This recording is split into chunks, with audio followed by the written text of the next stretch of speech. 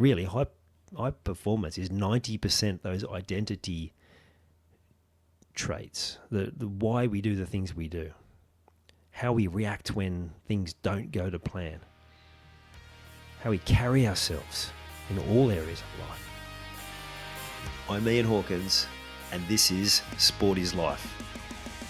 The purpose of sport, as I see it, is to see your vision become a reality, find your voice, create strong connections, and learn to trust your body.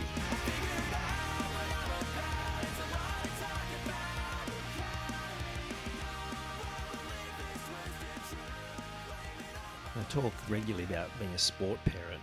I was just thinking the other day what a proud moment it must have been for Troy Pezet, Jonah's dad, in the last few weeks when first it was discussed that he'd been given a release from the Storm to pursue other opportunities. And since then, he's been snapped up by two clubs, funnily enough, in a pretty unique deal. But just why that would be such a proud moment for his dad. Well, for his mum too, I'm sure. I'm not... The reason I say his dad, a former NRL level footballer himself, and talking to the dads out there listening as well.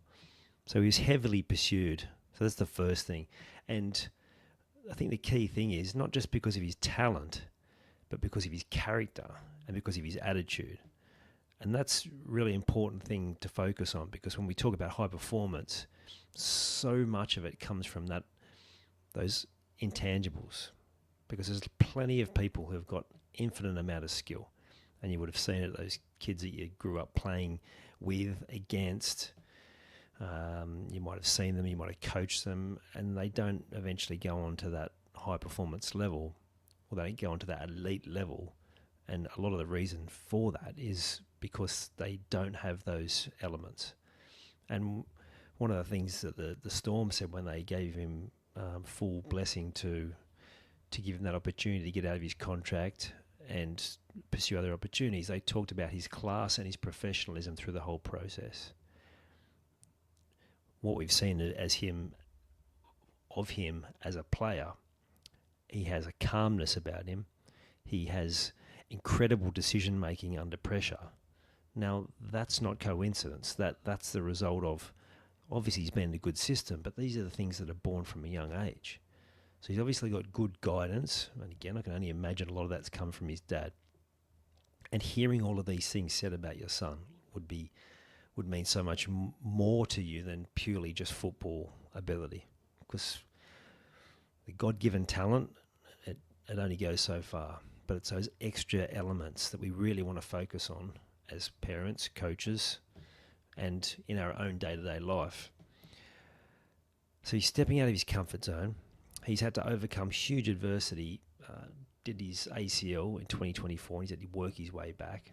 He got himself back into first grade this year as a backup, and the semi-final he played against the Bulldogs was elite and unbelievably high quality for a kid playing only a handful of first grade games, because he's always just been that backup player. Showed maturity beyond his years in that game and in other games that he's played. That's why he was so sought after, because he's got that decision making, he's got that maturity. And one of the key things and the reasons why he was in such high demand is because that consistency, that ability to step in to the firing line when their regular stars are out, that consistency earns trust. It earns trust within the team, it earns trust with what people see externally, and it earns trust with teammates and potential suitors for a new club.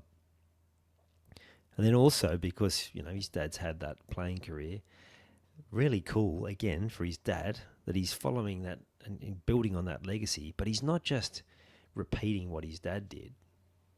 His dad had a decent career, nothing extensive. He by no means a star. Retired at a young age due to injury, I believe. But he's not just repeating. He's actually evolving that legacy, because he's his own man. We talked about all of those different character traits that he's got, and his ability now to back himself step out of that comfort zone of, he could have easily just stayed at the Storm and got the opportunity a couple of years down the track, but he's stepping out of his comfort zone into two pretty big clubs. So he's going to the Eels, who anyone who steps in and plays in the halves there is going to be under pressure because of the long premiership drought, and two, some of the absolute legends of the sport that played in the halves in those premiership winning teams. So again, that's leadership, that ability to back himself. And there are just more things that says about his attitude, not just his skill set. Now, if you think about you when you're being the parent, or if you're a coach, or in any other high performance area, maybe you're a manager, or even just yourself, like how much are you emphasizing those elements? They're like really high performance is 90% those identity traits, the why we do the things we do, how we react when things don't go to plan, how we carry ourselves in all areas of life.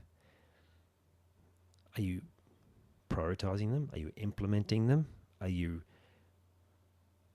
giving validation and recognition when that shows up? Because that's how you build it, is that you make that an important part of what you're trying to build. I was reading an article this morning talking about how often coaches at younger development age get caught in trying to win games. They think their job is to position themselves as this master coach because they're winning games. It's so much more important is to develop the people you're coaching as sports people, but more importantly as people. How they carry themselves, how they play, that goes so much further than results. So I'd much rather be looking for someone who, when I watch the team play, you can tell that they've got skill. They play not just results-based football or whatever sport, but they've actually, you can see that they're developing their skill, because let's face it, at a young age you can play simple game plans that are all built around winning rather than about development. If you look at football, even from a young age, there's plenty of coaches that just go, well, we're just going to kick it long to a fast kid or a more physical or bigger kid, when that's not really teaching that person or the rest of the team to develop. But if you can really put those things in place, they make all the difference for the future. So I imagine that it's an extremely proud moment for Troy Pezet, and for his son, of course. He'd be extremely proud of just how sought after he was and the opportunities. And regardless of how things unfold now, it's those things that will take him forward after sport, which are the parts that I'm sure as a dad that he's most proud of. Because ultimately, as parents, we want our children to be good people, first and foremost. If they happen to be good at something, great, and we hope that they do their absolute best. But the thing that's going to take them forward is, like I said, it's who they are, how they carry themselves, their leadership, their ability to stay calm, their ability to make decisions under pressure, their ability to stay calm under pressure, to deal with setbacks, to overcome adversity, to show that class, that professionalism, that they're good people. So make sure you're prioritizing it. You can see what unfolds if we look at this from this snapshot of this high-profile scenario, but it's the same. I'm sure you've seen it. You watch it when you interact with any people. You get a sense of people pretty quickly. Wow, there's something about this person. They're pretty impressive.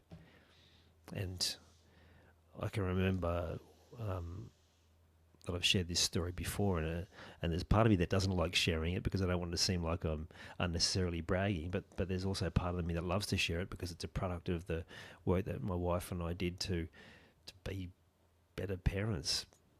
Is that when we get feedback from from other parents about how our children carry themselves, about how good they are with other people. Like they're the parts that make you feel like you've done a good job. And that'll be the same for you if people are saying it about you because you've been able to adopt these things, or as a parent, or as for the people you coach. So make sure you're prioritising these elements of high performance, because they are the ones that'll take you everywhere in life, and the bits that you'll be most proud of, whether it's you or the people that you lead. You've taken the time to listen to this whole episode. Now it's time to take action. Commit to one thing you've learned today and make it happen. And to avoid any obstructions, join the Sport is Life movement by clicking on the link in the show notes.